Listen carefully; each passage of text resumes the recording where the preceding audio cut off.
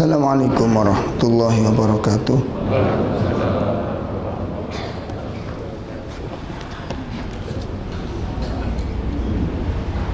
Alhamdulillahirabbil alamin. Nahmaduhu wa nasta'inuhu wa nastaghfiruh. Wa na'udzu billahi min sururi anfusina wa min sayyiati a'malina. May yahdihillahu fala mudilla lahu wa may yudlil fala hadiya lahu. Asyhadu an la ilaha illallah wahdahu la syarika lahu wa asyhadu anna Muhammadan abduhu wa rasuluh. Ya ayyuhalladzina amanu taqullaha haqqa tuqatih wa la tamutunna illa wa antum muslimun. Allahumma salli wa sallim wa barik ala nabiyyina Muhammadin wa ala alihi wa ashabihi wa man tabi'ahum bi ihsanin ila yaumiddin, amma ba'd. Khatul iman, bapak-bapak, ibu-ibu, para masyayikh, para sesepuh yang semoga senantiasa dimuliakan Allah Subhanahu wa taala. Alhamdulillah, pada pagi ini dengan izin Allah Ta'ala kita bisa hadir. Dengan izin Allah kita bisa melaksanakan kewajiban-kewajiban, berharap akan rahmat dan kemurahan Allah. Mudah-mudahan segenap amal soleh yang bisa kita lakukan, baik yang besar maupun amal-amal yang kecil, yang sederhana, mudah-mudahan menjadi amal yang diterima oleh Allah Subhanahu wa taala. Khatul iman rahimani wa rahimakumullah. Pagi ini kita akan bersama-sama belajar tentang beberapa persoalan yang sangat penting, yakni bagaimana agar kita tidak ditinggalkan oleh Allah Ta'ala.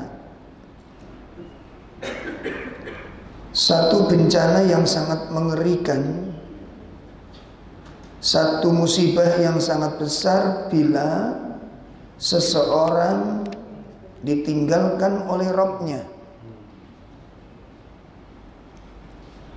Ketika seseorang ditinggalkan oleh Rabb-nya, maka apa yang terjadi?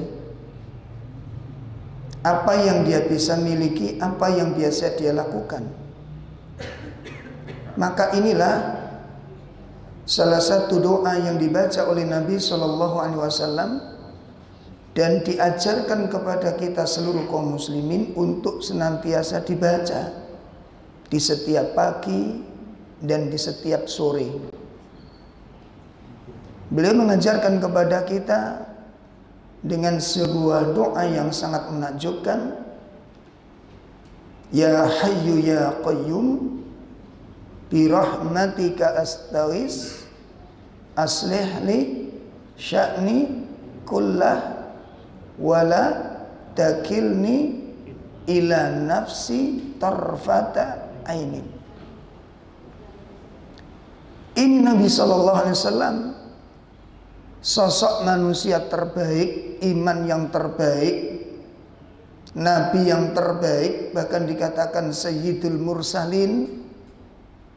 yang sudah tidak bisa diragukan lagi keimanan, ketakwaan dan konsistennya, namun beliau berdoa kepada Allah, wala takilni, ya Allah jangan kau serahkan aku kepada diriku sendiri. Coba kita renungkan kalimat ini, wala takilni ila nafsi, jangan engkau tinggalkan aku, jangan engkau serahkan aku kepada diriku sendiri. Artinya apa? Jangan kau tinggalkan aku ya Allah, tarfata ainin, walaupun cuma sekejap mata, bukan 1 hari, bukan 2 hari, bukan 1 bulan, bukan 1 tahun. Jangan kau tinggalkan aku walaupun cuma sekejap mata. Itu artinya apa? Manusia itu gak punya kekuatan apa-apa ketika Allah tinggalkan ya. Tidak memiliki daya, tidak memiliki kekuatan. Nah ini, oleh karena itu agar kita tidak ditinggalkan oleh Allah Subhanahu wa taala, maka harus kita perhatikan beberapa persoalan.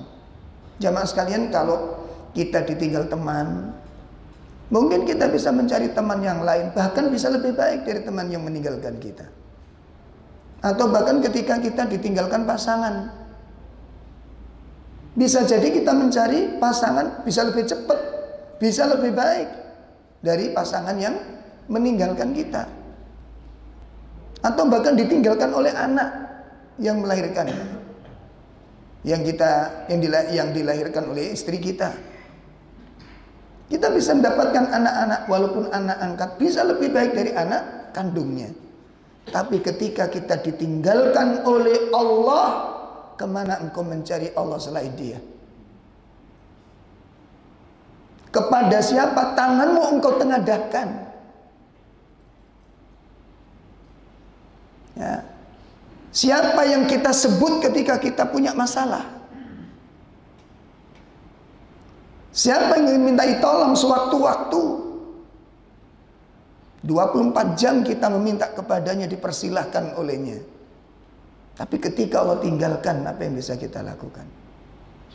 Nah, oleh karena itu, maka di antara sebab ini yang kita dua sisi sekalian, ya, yang menjadi sebab kenapa seseorang ditinggalkan oleh Allah Subhanahu wa taala, dan ini membuka rahasia kita selama ini yang mungkin tertutupi oleh semangat kita, tertutupi oleh akal-akal kita, tertutupi oleh logika kita.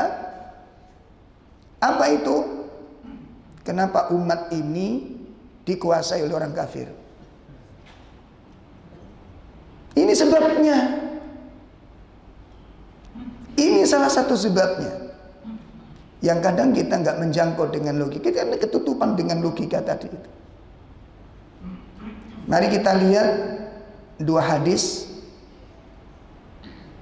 2 penjelasan dari manusia termulia ini, dari Nabi Shallallahu Alaihi Wasallam.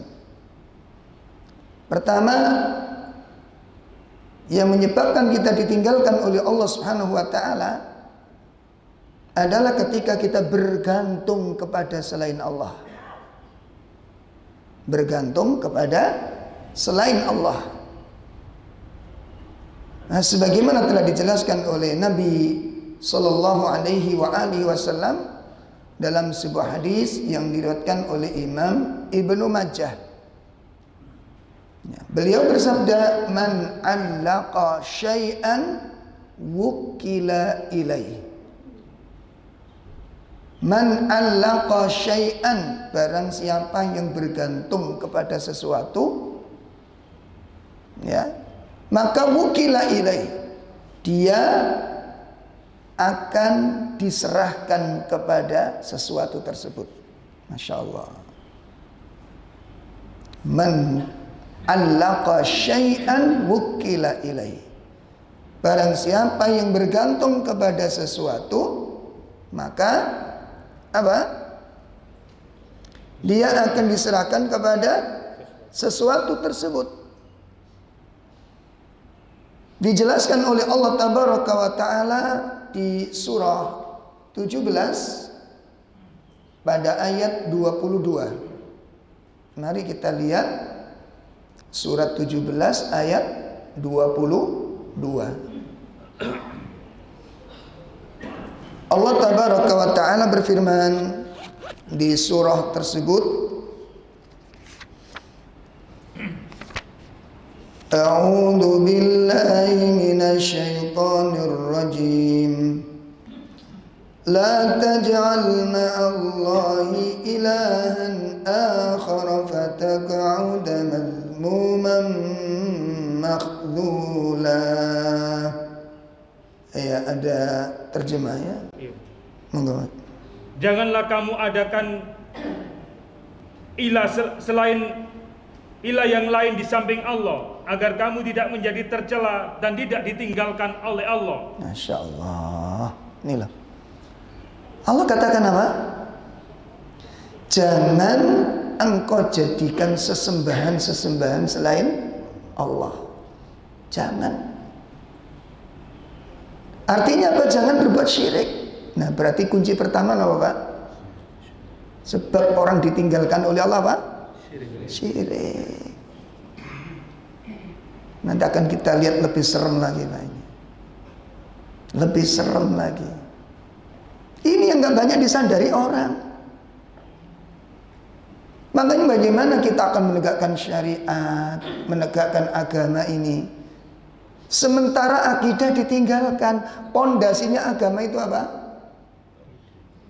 Pondasinya agama apa? Akidah. Lalu kok akidah gak mendapat perhatian? Kok akidah tidak mendapatkan tempat yang setinggi-tingginya dalam dakwah kita? Ya. Kok akidah tidak mendapatkan tempat semulia-mulianya di dalam amar ma'ruf kita? Ini kuncinya di sini, Pak. Makanya kita lihat para nabi, para rasul alaihi wassalatu wassalam, orientasi dakwah tertingginya apa? La ilaha illallah. Nabi Nuh, Nabi Saleh, Nabi Shu'aib, Nabiullah Ibrahim alaihi salatu wassalam, Nabi Musa alaihi salatu wassalam, sampai Nabi yang terakhir Nabiullah Muhammad sallallahu alaihi wa alihi wasallam pun memiliki orientasi tertinggi dakwahnya adalah akidah, la ilaha illallah. Ini oleh karena itu Allah mengatakan la taj'al ma'allahi ilahan akhar. Jangan engkau jadikan sesembahan-sesembahan selain Allah.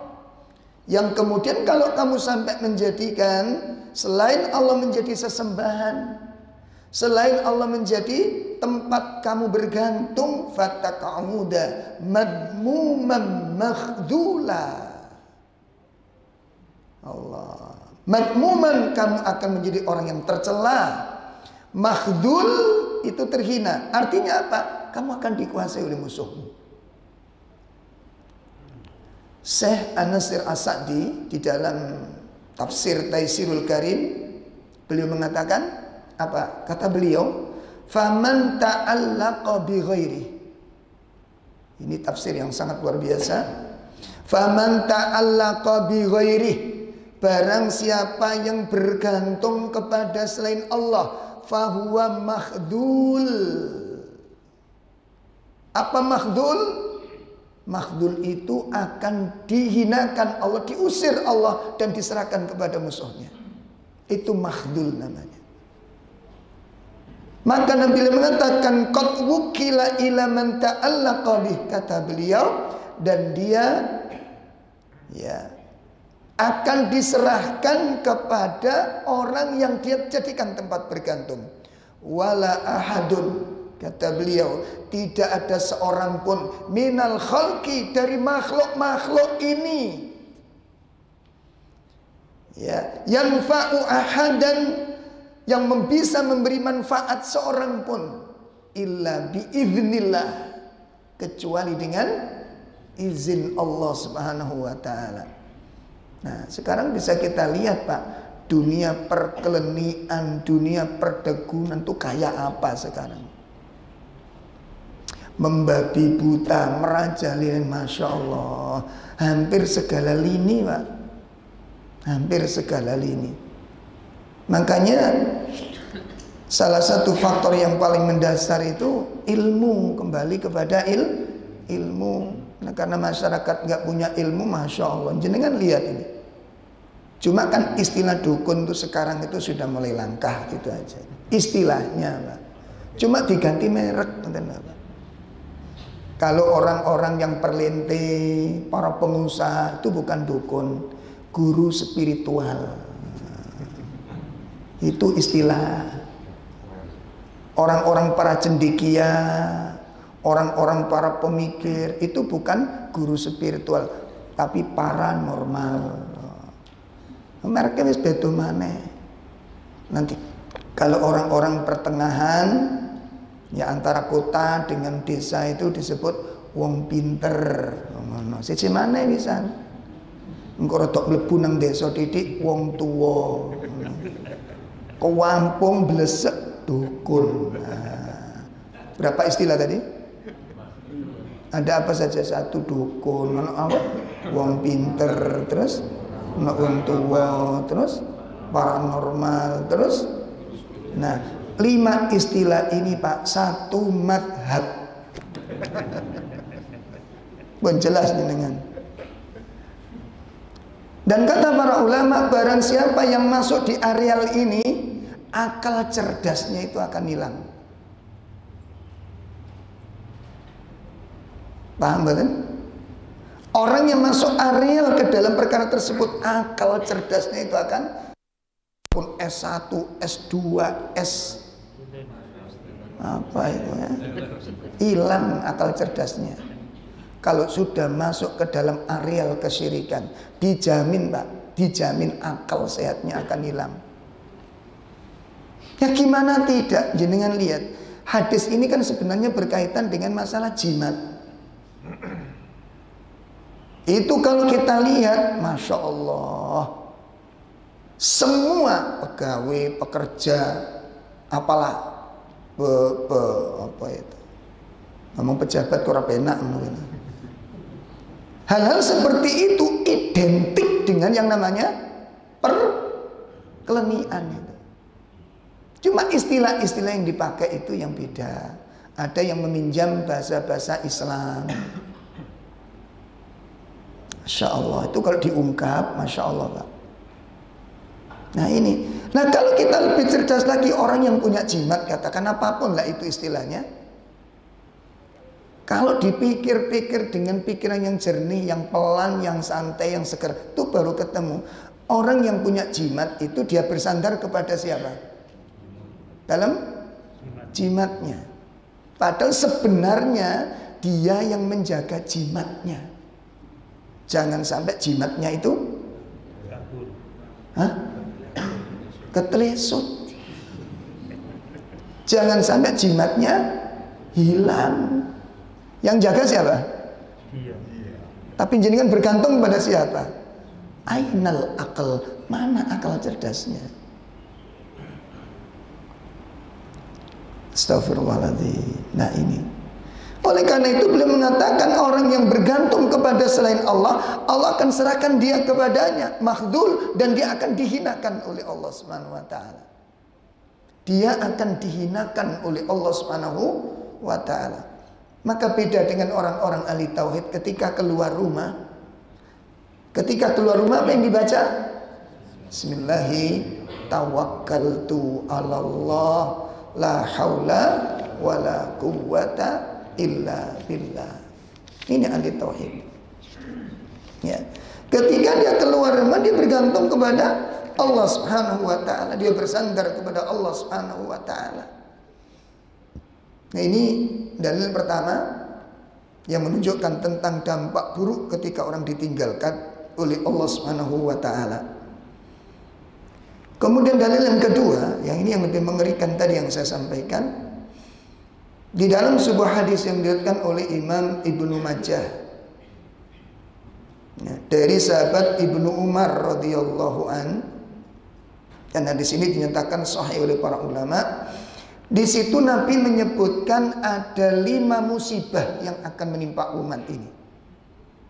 Beliau mengatakan, ya ma'syarul muhajirin, wahai orang-orang muhajirin, ya khisalin khams, ada 5 perkara Idza tulitum bihinna, yang nanti satu saat kalian akan terjatuh ke dalamnya. Wa a'udzu billahi an tudrikuhunna, dan aku berlindung kepada Allah agar kalian tidak masuk di dalam 5 fitnah ini. Apa 5 fitnah itu? Salah satunya Rasulullah SAW menyebutkan lam yanqudu ahdallahi wa ahda rasulih. Perhatikan. Dan apabila umat ini telah merusak perjanjian dengan Allah dan Rasulnya, ya, dan tidaklah umat ini merusak perjanjian dengan Allah dan Rasulnya, ya, illa sallatallahu alaihim aduwan min ghairihim, melainkan Allah akan serahkan umat ini kepada musuh mereka selain dari kaum mereka. Dengarkan hadis Nabi ini. Barang siapa yang telah merusak perjanjian dengan Allah dan Rasulnya, maka Allah akan serahkan umat ini, urusan umat ini kepada siapa? Kepada musuhnya. Lalu fa'akhadu ba'da ma fi aidihim, dan musuh-musuh itu akan mengambil sebagian apa yang telah dimiliki oleh orang-orang muslim ini. Ini faktor. Berarti kalau ada umat Islam lalu kemudian dikuasai oleh musuhnya, sebab utamanya nopo? Mereka telah merusak perjanjian dengan Allah dan Rasul. Perjanjian dengan Allah dan Rasul ini kenapa? Kita punya perjanjian dengan Allah apa enggak? Napa perjanjian ini? Napa perjanjian ini? Mentauhidkan Allah, itu kita rusak. Lah rusaknya tauhid itu dengan apa? Perbuatan syirik yang dilakukan oleh manusia. Jadi perbuatan syirik-syirik yang dilakukan oleh manusia itu yang kemudian menjadikan apa? Rusaknya perjanjian dengan Allah dengan kalimat yang sudah kita teguhkan, asyhadu an la ilaha illallah wa asyhadu anna muhammadar rasulullah. Ini rusak. Ini rusak gara-gara perbuatan kesyirikan dan penyimpangan beribadah, ya, ikhtilafu ala sunnah, di dalam beribadah menyelisihi sunnah. Maka ini yang menjadi sebab kenapa umat ini ditinggalkan oleh Allah Subhanahu wa taala, lalu diserahkan kepada para musuhnya. Ini soalannya. Maka kita jangan menggunakan logika di dalam menghadapi tentang tipu daya musuh. Musuh itu punya hak untuk menyiarkan akidahnya. Musuh punya hak untuk menyebarkan keyakinannya. Dan kita punya kewajiban di dalam menjaga keyakinan ini.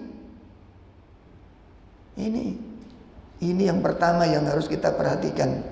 Nah, oleh karenanya, makanya kalau kita ingin dimenangkan oleh Allah, dijaga oleh Allah, dimuliakan oleh Allah, dijauhkan dari penguasaan musuh, ya, dijauhkan oleh penguasaan musuh, dari tipu dayanya, maka hendaknya kita jaga. Apa poin pertama PR kita? Agar kita dijaga oleh Allah Ta'ala, agar kita tidak ditinggalkan oleh Allah, menjaga istiqomahnya iman dan akidah.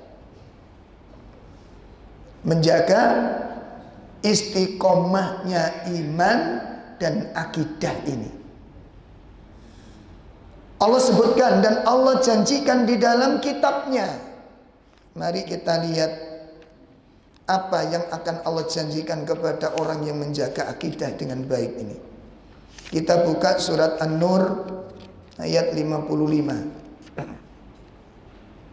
Surat 24 ayat pinten? 55. Wa'adallahu alladhina amanu minkum wa amilus solihat la yastakhlifannahum fil ardi kama istakhlafal ladhina min qablihim wa la yumakkinanna lahum dinahum alladhi irtada lahum wa la yubaddilannahum min ba'di khawfihim amna ya'budunani la yushrikuna bi syai'a وَمَنْ كَفَرَ بَعْدَ ذَلِكَ فَأُولَئِكَ هُمُ الْفَاسِقُونَ. Dan Allah telah berjanji kepada orang-orang yang beriman di antara kamu dan mengerjakan amal-amal yang soleh, bahwa Dia sungguh-sungguh akan menjadikan mereka berkuasa di muka bumi, sebagaimana Dia telah menjadikan orang-orang sebelum mereka berkuasa. Dan sungguh Dia akan meneguhkan bagi mereka agama yang telah diridhoinya untuk mereka, dan Dia benar-benar akan menukar keadaan mereka sesudah mereka dalam ketakutan menjadi aman sentausa. Mereka tetap menyembahku dengan tiada mempersekutukan sesuatu apapun dengan aku, dan barang siapa yang tetap kafir sesudah janji itu, maka mereka itulah orang-orang yang fasik. Masya Allah. Allah menjanjikan orang-orang beriman tadi, ada berapa janjinya, Pak? Wonten pinten janjine wau? Wonten 3 yang dijanjikan Allah kepada orang yang istiqomah dalam iman. Ada 3 yang dijanjikan oleh Allah orang yang menjaga istiqomah dalam akidah. Apa janji Allah tadi? Mari kita lihat. Wa'adallahu alladhina amanu minkum wa amilus sholihat. Allah menjanjikan. Yang janjikan siapa? Kalau Allah yang janji gimana? Kalau Allah yang janji gimana? Pasti akan dilakukan oleh Allah. Terus apa yang dijanjikan oleh Allah kepada orang-orang yang beriman dan istiqomah dalam imannya ini? Pertama, la yastakhlifannahum fil ard kama stakhlafal ladzina min qablihim. Allah akan menjadikan umat ini dimaksud siapa? Orang-orang yang istiqomah, orang-orang yang menjaga tauhidnya, orang-orang yang menjaga imannya, orang-orang yang menjaga akidahnya. Allah akan jadikan mereka itu menjadi apa? Penguasa. Yang ngomong bukan saya loh ya. Allah yang janjikan. Sudah, logikanya ditaruh dulu. Kita kadang-kadang kalau kita enggak apa. Coba sekarang akidahnya sudah diberi belum? Bagaimana mungkin kita akan menegakkan kalimat Allah, menegakkan syariat Allah, tapi kita berlumuran dengan kesyirikan? Pertanyaannya, syariat mana yang akan kita tegakkan? Agama Allah yang kita tegakkan yang mana? Sementara akidah itu pondasinya agama, pondasinya syariat. Pripun kalau kita bangun rumah, bangun istana, gedung yang tinggi, yang besar, pondasinya hilang, pripun, Pak? Akidah ini pondasi. Ini Allah janjikan seperti itu. Kami akan jadikan kalian sebagai penguasa, sebagaimana mereka terdahulu ahli tauhid dijadikan penguasa oleh Allah Subhanahu wa ta'ala. Itu janji Allah yang pertama. Janji Allah yang kedua apa? Akan meneguhkan agama kalian ini. Agama ini akan menjadi sumber segala pelajaran ilmu, dari sisi segala ilmu.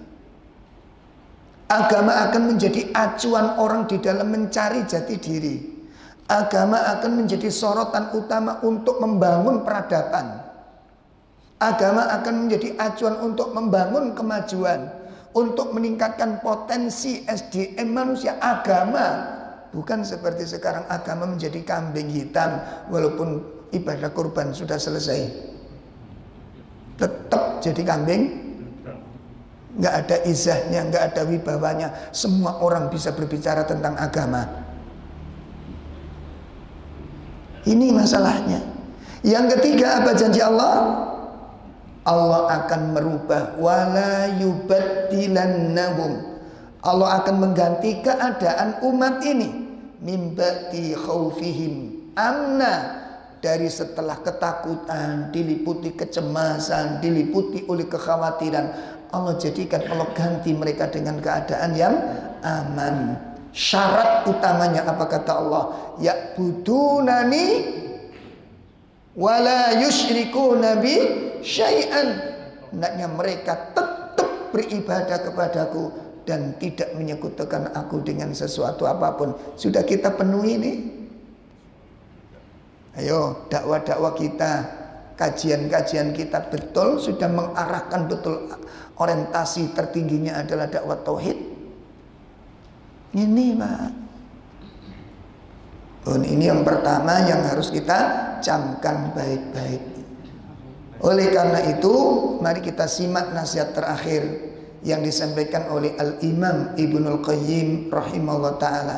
Beliau mengatakan, Tallahi ma adaka alaika al-atuwu illa ba'da anta wala ankal wali. Apa kata Imam Ibnul Qayyim? Demi Allah, tidaklah kalian dikuasai oleh musuh kalian, ditangkap oleh musuh kalian, dipenjara oleh musuh kalian. Itu tidak lain illa ba'da anta wala ankal wali. Itu tidak lain setelah al-wali. Siapa al-wali? Allah sang maha pelindung telah meninggalkan kalian. Setelah itu kamu dikuasai oleh musuh kalian. Sambung jelas nih. Jadi kalau kita dikuasai musuh kita, bukan berarti musuh kita itu yang paling kuat, bukan Mbak. Saya kan pernah cerita, kalau jenengan lihat bangunan tiangnya dimakan rayap, ya, kemudian kayu-kayu jendela dihabisin rayap, pintu-pintu dimakan rayap, ada nggak yang komentar? Ngapunten sangat sak bodoh-bodohnya orang, pernah nggak ada komentar? Iki rayapnya hebat gitu. Ada yang komentar begitu kira-kira? Kalau ada meja kursi dimakan rayap, tempat tidur dimakan rayap, sak jahil-jahilnya orang, ada nggak kira-kira yang komentar? Iki rayapnya hebat ini gitu. Ada yang komentar begitu Pak? Kalau kita ngelihat peristiwa-peristiwa itu komentarnya apa coba? Dan lihat yang rumah dimakan rayap, reng osok dimakan rayap, pintu dimakan rayap, jendela dimakan rayap, dipan dimakan rayap. Komentarnya apa? Komentarnya apa? Yang dikomentari kayunya apa rayapnya? Kayunya yang gak berkualitas. Coba kita lihat sekarang kualitas umat ini. Ayo kita simak kualitas umat ini kayak apa. Itu kunci Pak. Itu kunci. Akidahnya umat kayak apa ini? Makanya ketika lihat bagaimana para sahabat radhiyallahu anhum ajmain melafadzkan dua kalimat syahadat, menyatakan diri masuk Islam. Seorang budak yang namanya Bilal bin Rabah, begitu terdengar dia masuk Islam, geger itu Mekah itu. Padahal yang masuk Islam siapa? Budak. Geger itu Mekah itu. Bayangin. Kenapa? Karena dengan masuknya Bilal itu menghebohkan seluruh majikan-majikan dari perbudakan itu. Ya. Dikasih model apa saja nggak tertarik, bayangin. Sampai mau dibebaskan. Sekarang cita-cita tertingginya budak itu apa? Dimerdekakan. Kemerdekaan dirinya sudah disiapkan oleh majikannya ini. Ditawari merdeka. Hai Bilal, bagaimana pendapatmu jika kamu bebaskan dari perbudakan? Lalu kamu menikah, apa menikah itu? Ya, menikahlah kamu dengan gadis yang kamu sukai. Pilihin mana yang menurut kamu. Nanti kami cukupi seluruh kehidupan rumah tanggamu sampai kalian meninggal. Aku cukupi semuanya. Aku bebaskan kamu dari perbudakan dan aku cukupi seluruh kebutuhan dengan syarat cabutin kalimat itu. Apa yang dilakukan oleh Bilal? Bilal mengatakan, wahai Tuhan, tubuh ini milik Anda, badan saya ini milik Anda. Kalau Anda bilang Bilal, masuklah kamu ke dalam api yang membara, saya akan masuk. Karena badan ini milik Anda, saya budak Anda. Apa yang harus Anda perintah, saya akan taati. Karena milik Anda saya ini. Tapi hati itu milik Allah dan Rasul. Itu yang membuat geger kota Mekah. Itu pada seorang budak. Imannya menggetarkan kota Mekah. Ya Allah. Maka sekarang bagaimana dengan akidah kita, akidah istri kita, akidah anak kita? Sudah benar akidah kita? Anak-anak kita jangan-jangan akidahnya akidah Doraemon. Ya, anak saya kecil, Bi, belikan baju ajaib, Bi. Jadi, baju ajaib apa, Dek? Itu yang sakunya keluar jajan, kepingin roti, wah kakek dulu Doraemon. Atau akidah anak kita, akhlak kita, anak akhlaknya Shinchan, anak Doraka itu. Mama, Rocky mama dilorot. Astagfirullah. Ayo coba dievaluasi tentang akidah dan iman kita. Itu kuncinya, Pak. Apabila kita tidak ingin ditinggalkan oleh Allah, apabila kita tidak ingin diserahkan urusan ini kepada musuh kita, maka jagalah iman dan jagalah akidah ini. Umat akan ditolong oleh. Jangan gunakan logika, jangan gunakan logika. Makanya saya tanyakan, Nabi Ibrahim di dalam menghadapi kekejaman Namrud punya berapa pasukan Nabi Ibrahim, Pak? Punya berapa pasukan Nabi Ibrahim? Lalu yang mengalahkan Namrud siapa? Bukan Nabi Ibrahim. Itu yang kecongkaan kita kadang-kadang. Kita akan lawan, kita akan kalahkan. Punya apa kita kalau akidah kita bermasalah? Coba perhatikan, ini kisah-kisah yang kita tinggalkan. Nabi Musa menghadapi Fir'aun. Waktu perang yang dikejar-kejar siapa? Nabi Musa apa Fir'aun yang dikejar-kejar? Nabi Musa. Itu menunjukkan Nabi Musa akan kalah dalam peperangan tersebut. Tapi ujung akhir ceritanya yang menang siapa? Nabi Musa. Yang hancur siapa? Pertanyaan saya, siapa yang menghancurkan Fir'aun? Oh, bukan Nabi Musa. Bukan Nabi Musa. Itu kesombongan kita hari ini. Kita lawan mereka. Punya apa kita? Namrud, ketika Nabi Ibrahim ditangkap, dia dibelenggu, dirantai. Yang menghancurkan Namrud siapa? Allah. Dengan pasukan apa? Lalat. Allah. Kita yang kesombongan ini kita hari ini. Kita tinggalkan Allah, kita tunjukkan kita. Allah lepaskan, apa yang terjadi? Babak belur kita. Menjadi tumbal, menjadi fitnah, menjadi ajang Na'udzubillah min syarri dzalik. Oleh karena itu mari kita perbaiki agar umat ini memiliki wibawa, agar agama ini memiliki izzah, tidak menjadi bahan penghinaan, menjadi barang olok-olokan yang sebagaimana sekarang sedang terjadi ini. Perbaiki iman, perbaiki akidah. Allah tolong ini. Allah tolong. Sudah ya? Tadi yang sudah disebutkan di dalam surat apa, Pak? An-Nur, di mana Allah menjanjikan kepada orang-orang yang beriman dan orang-orang yang menjaga ketauhidannya, umat akan dijadikan penguasa oleh Allah Ta'ala. Ayo kita perbaiki ini. Ya. Dan kalau saya kumpul dengan teman-teman di perkampungan, di tempat-tempat teman-teman dagang, sampai yang namanya dagang tahu teknik lah. Ayo Kak, nek jane saiki dodol gak sok mentahan Mas. Loh, sampean kan dodol matengan ngono. Ngerti mentahan, Mbak? Mentahan niku enggak pakai syarat ngono. Ngerti enggak pakai syarat? Iki kudu dijelasno maneh niki soalnya. Nggih ta? Artinya pakai syarat iku apa? Lho ngono, Mbak, ana sing dikepyok uyah, ana sing wis macem-macem. Gak iso Mas saiki dodol mentahan, padahal dodol kopi wedang ndek. Jadi kan matengan mestinya dia. Tak guyon sampean kan dodol matengan, duduk ngono karepe tajen. Dodol mentahan iku gak pakai syarat-syarat teko wong pinter, gak iso saiki lho. Itu dari kelas kecil, Pak. Itu belum yang kelas gede. Oh, sampai ada temen, Masya Allah, mulai cilik, mulai kecil, mulai lahir procot, iku wis didulang Quran hadis nih kemudian. Mulai kecil cekelane wis Quran hadis, ngajinya sudah Quran hadis. Begitu ingin mencalonkan diri sebagai sosok kepemimpinan, la haula wala quwata illa, ada 5 orang pinter.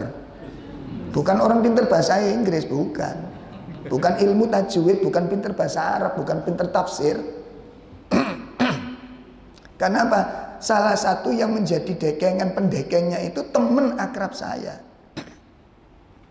Yang menjadi wong pinter itu mau. Nah, temen Qadarullah karena tangan kanannya itu temen ngaji cerita, Ustaz, sampean kenal Gus ini dari daerah Prambon. Yo kenal banget wong itu ngaji bareng saya. Itu lho Pak, iman itu belum tentu terjaga dengan baik kalau nggak dirawat dengan baik. Tergelincir Pak. Ngaji sama saya bareng satu bangku dengan saya, satu ustadz dengan saya, dan kecerdasannya jauh di atas saya. Ya cerdas beliaunya. Ketika saya baru ngaji tafsir mufradat niku, beliau sudah ngaji tafsir Ibnu Abbas. Ketika saya mulai menginjak kitab tafsir Ibnu Abbas, beliau sudah memegang tafsir Ibnu Katsir. Ketika saya baru beli kitab Bukhari, beliau sudah ngajar kitab Fathul Bari, syarahnya Bukhari. Luar biasa akidahnya, kalau ngajar enaknya luar biasa. Tergelincir karena suatu ujian. Sekarang menjadi dai untuk mengajak dalam kesyirikan. Beda haluan Pak sudah. Makanya ya muqallibal, gak usah sombong, gak usah ndaki, gak usah kemelinti. Hati itu milik pun. Berubah sekarang Pak. Nah itu yang hafal dalil-dalil gak karo-karo pemane kula mbek sampeyan gak pate apal. Makanya gak usah menyombongkan diri, gak usah ujub kepada orang lain pun. Ini poin pertama yang menyebabkan kenapa umat ditinggalkan oleh Allah Subhanahu wa taala. Benahi tauhidnya, benahi akidahnya, kita akan dijaga oleh Allah taala. Yang kedua, apa yang menyebabkan umat ini ditinggalkan oleh Allah? Yang menjadi sebab umat ditinggalkan oleh Allah karena umat ini telah menelantarkan kewajiban-kewajiban agamanya. Umat ini telah menelantarkan apa? Kewajiban-kewajiban agamanya. Rasulullah Sallallahu Alaihi Wasallam telah menyatakan dalam sebuah hadis yang diriwayatkan oleh Imam At-Tirmidzi, di mana Nabi mengatakan ikhfadillah yakfatka. Jagalah Allah, niscaya Allah akan menjagamu. Masya Allah. Jagalah Allah, niscaya Allah akan menjagamu. Dijelaskan oleh Imam Ibnu Rajab, yang dimaksud jagalah Allah itu bagaimana? Kok Allah dijaga? Nah, makanya kan ada seorang dai ternama, terkenal. Allah itu nggak butuh dijaga. Ngapain kita jaga Allah? Itu menunjukkan satu kemungkinan dia punya kitab tapi nggak pernah dibaca. Dan kemungkinan. Sebab kalau dia baca itu pengertiannya bukan begitu. Lah yang nyuruh itu Allah Pak. Ya ayyuhalladzina amanu kunu ansarallah. Hai orang-orang yang beriman, jadilah kalian itu penolong-penolong. Nah, Allah nggak perlu ditolong, agama nggak perlu ditolong. Wong Allah itu mah penolong kok malah ditolong. Berarti Nabi salah ngomong ini. Yang ngomong siapa? Allah di dalam firman-Nya, nanti bisa dilihat di dalam surat As-Saff. Ya, surat 661 ayat 14 itu ayat terakhir itu. Hai orang-orang yang beriman, jadilah kalian penolong-penolong agama Allah. Yang nyuruh siapa? Nah, itu. Kemudian dikuatkan oleh hadis Nabi SAW dalam kitab Arba'in Nawawi, hadis yang ke-19. Nabi mengatakan kepada sahabat Ibnu Abbas, ikfatillah yakfatka, jagalah Allah, niscaya kamu akan dijaga oleh Allah. Nah, yang dimaksud jagalah Allah ini gimana pengertiannya? Sahabat Imam Ibnu Rajab mengatakan ada 4 poin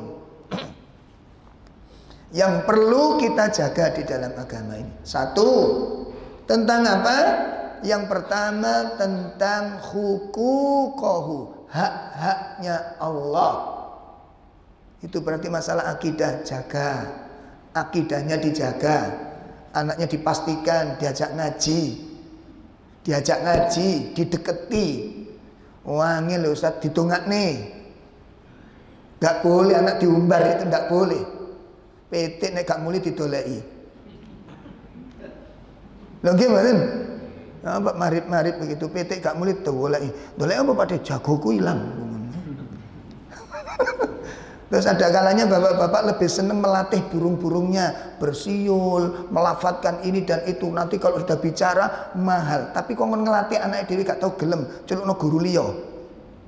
Niki wong tua model opo ngene nih. Sudah kita tunaikan tugas kita sebagai orang tua? Tolong dicamkan Pak, ini yang banyak kita tinggal. Yang pertama hukuk, hak-haknya Allah dijaga. Yang kedua apa?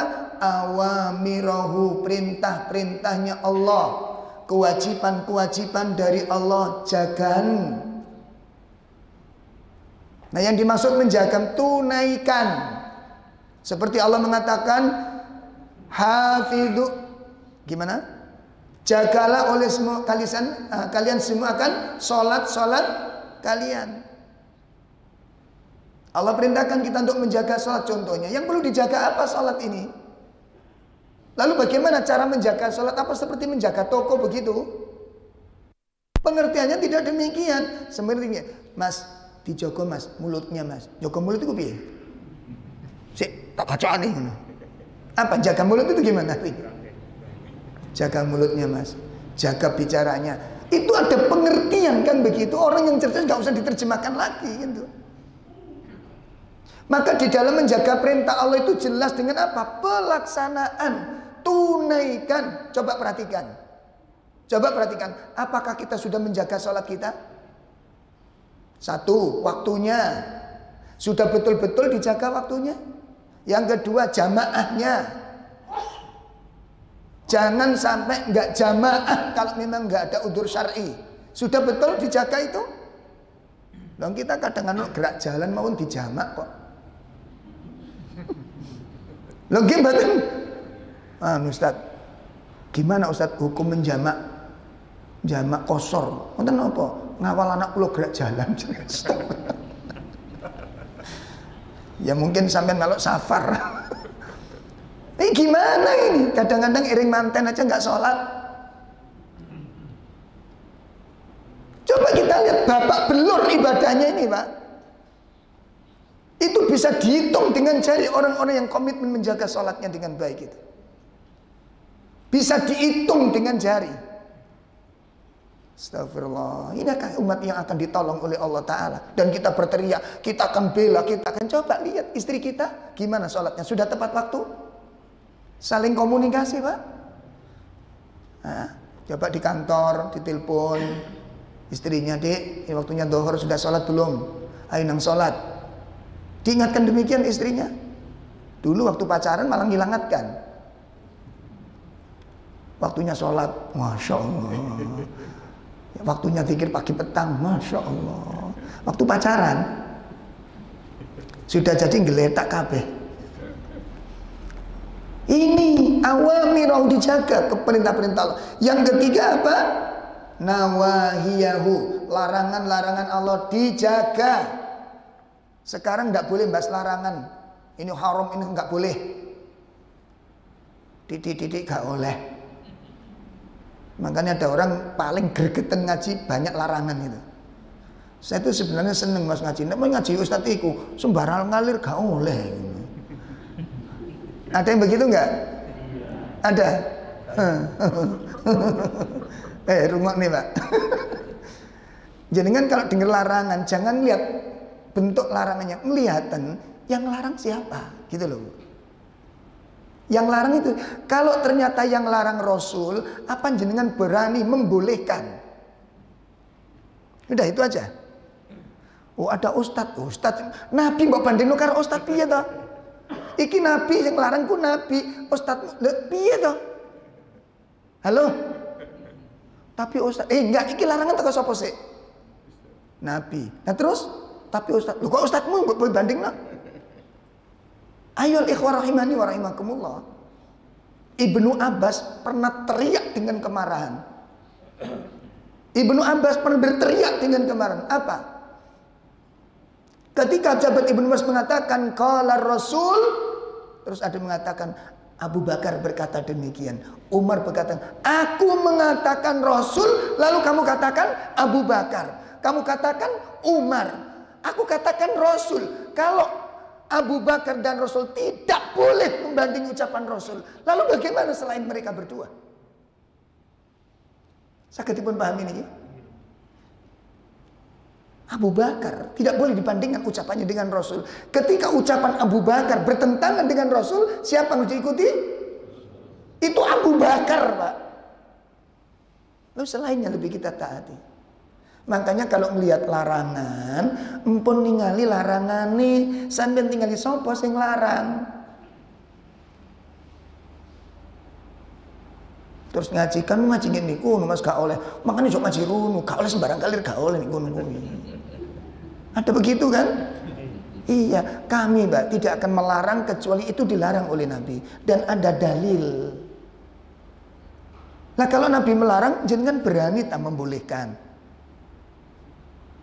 Ya gitu loh. Termasuk ngapunten. Saya dulu nggak ngerti, nek ngombe panas itu gak oleh ya tak sepul wong durung ngerti. Begitu setelah ngaji, ya Allah, gak oleh. Monggo Ustaz, monggo. Disebulnya boten nasan. Loh, sinten sing larang?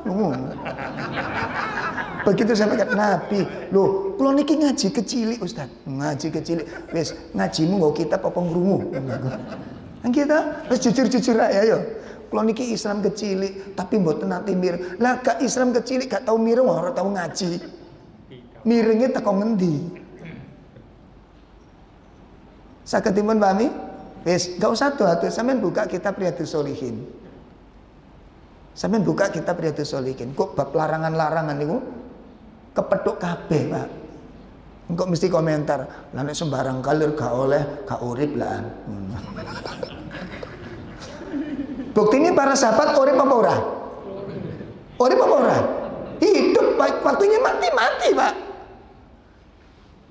Di gimana kita hidup kok banyak larangan? Rasul menyatakan kehidupan yang paling sempurna.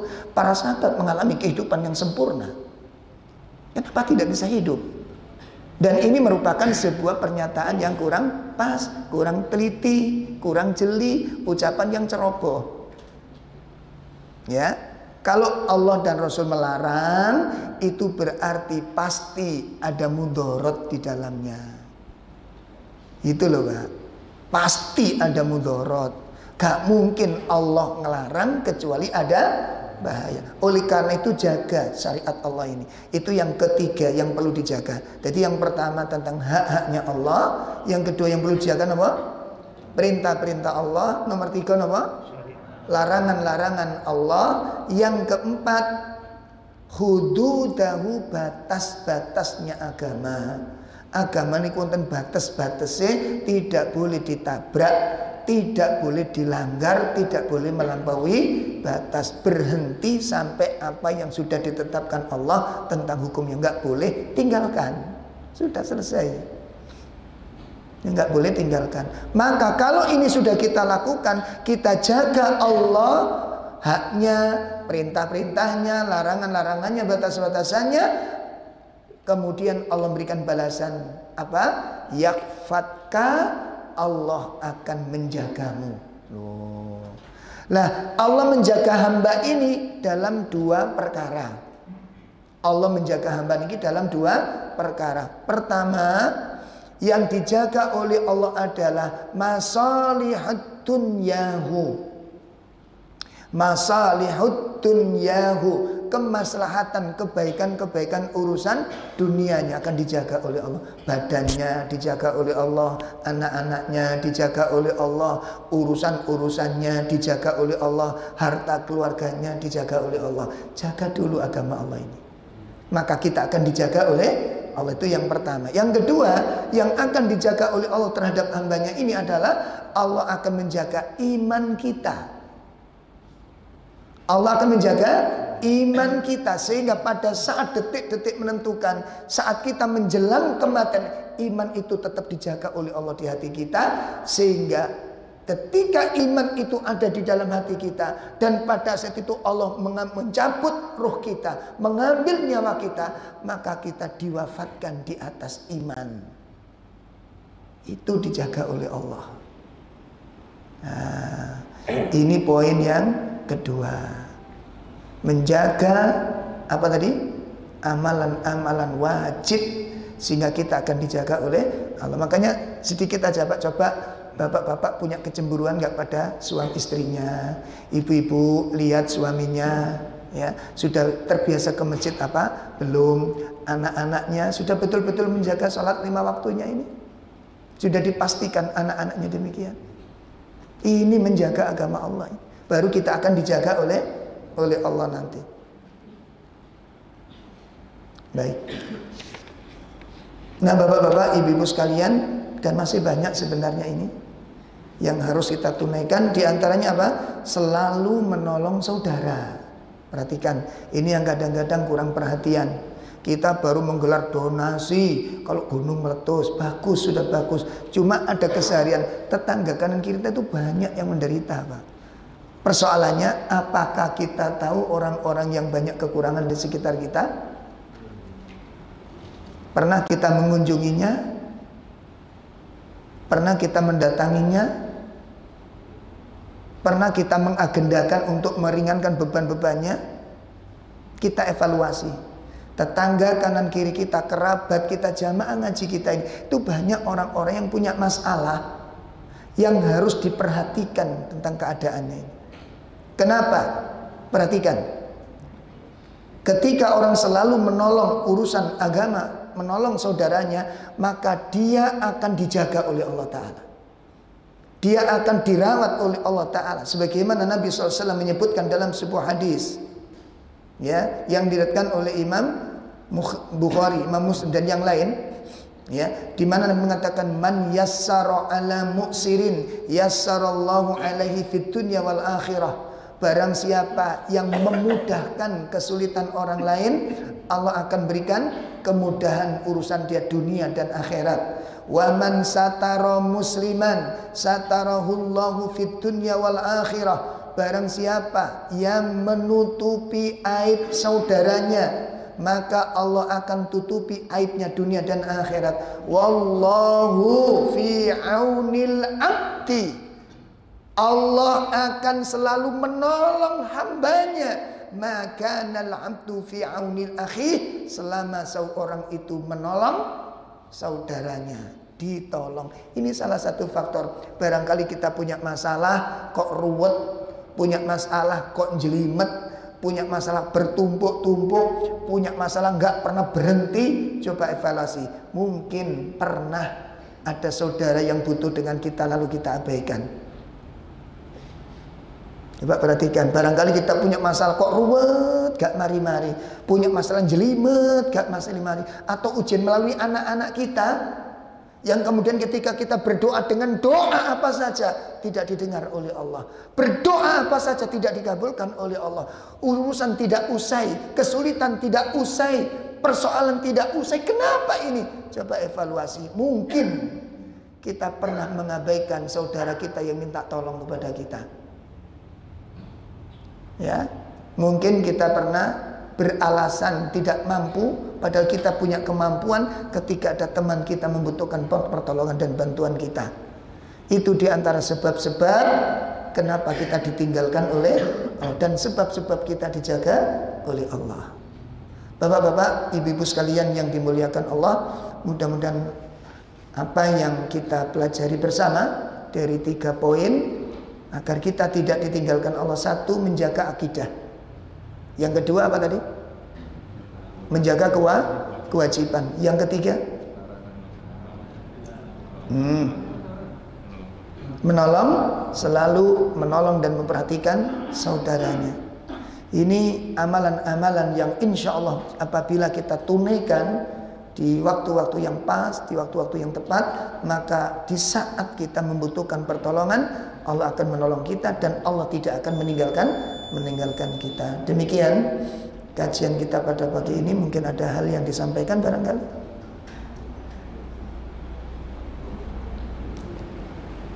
Kalau ada yang perlu disampaikan, silahkan, monggo. Baik, kalau memang tidak ada, jangan dipaksakan. Kita cukupkan dengan kafaratul majlis. Subhanakallahumma wa bihamdika asyhadu an la ilaha illa anta astaghfiruka wa atubu ilaik. Assalamualaikum warahmatullahi wabarakatuh.